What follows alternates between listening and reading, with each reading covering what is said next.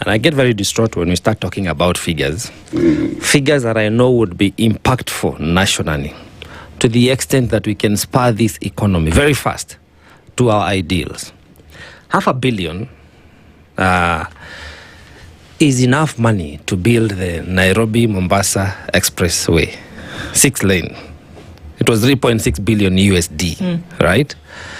But we want to put that in an SGR, which is highly inflated.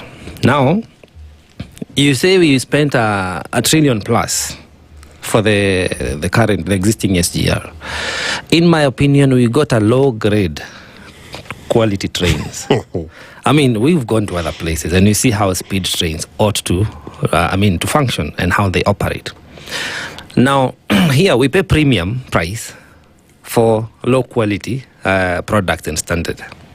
The 1 trillion was supposed to give us an SGR to Uganda and the Nairobi Expressway, plus or minus a bit of that. And we can imagine how that would have spurred our economy.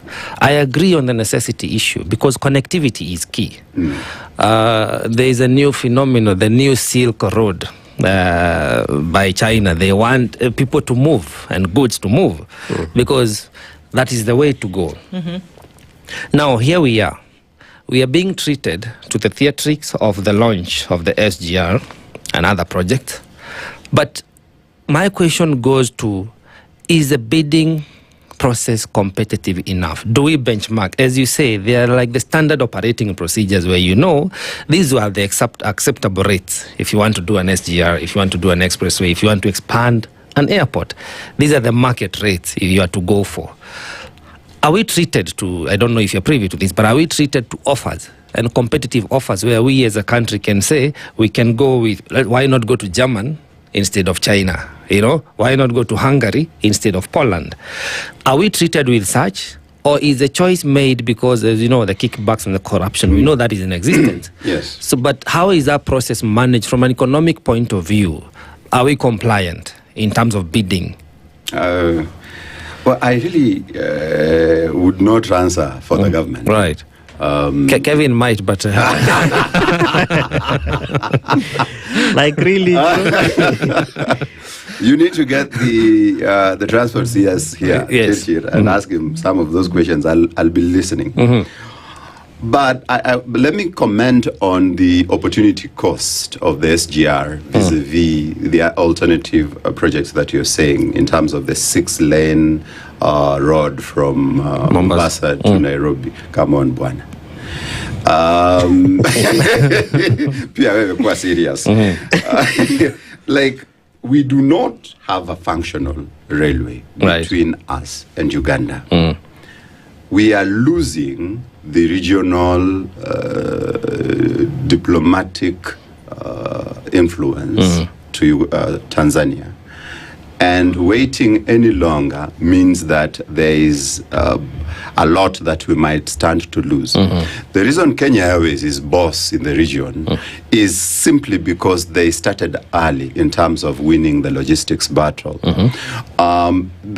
If we wait until Tanzania has solidified their position as regards the logistics battle with the region, we'll lose the battle. Now, do we redo a road which is already existent? It has its problems. I saw the other day Salama is over flooding. Or do we then say, no, let's prioritize this SGR and at least ensure that our economic well-being is reassured? Then now, after we've done that, the money we get, we can now concede the 6 lanes from Mombasa to Nairobi. But beyond that also, there is the possibility of a PPP. It's easy to get a PPP on an express lane from Mombasa to Nairobi.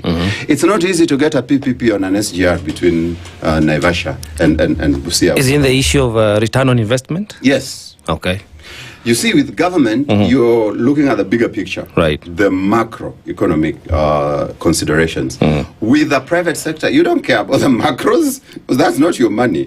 You only care about, okay, is there really return investment on this thing within the time that I want to get my money out? And that is a conversation easier to have between Mombasa and Nairobi. It's a very difficult conversation to have between where is this place? Naivasha.